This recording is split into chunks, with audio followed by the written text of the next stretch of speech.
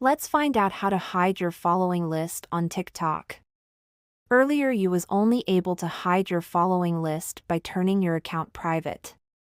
That is not necessary anymore, and you can therefore hide so people can't see who you are following with a public account in just a few very simple steps.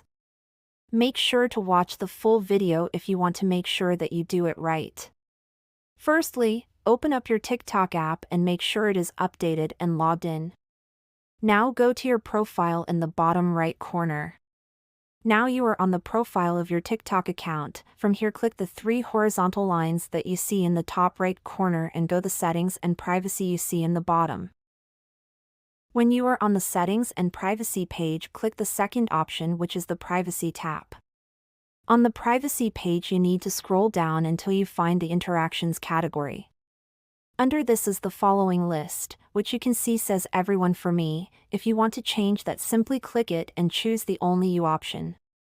Now your following list is hidden from whoever visits your TikTok page. Be sure to leave a comment if this helped fixing your problem, and also be sure to check out the other relevant videos on the screen. Thanks for watching.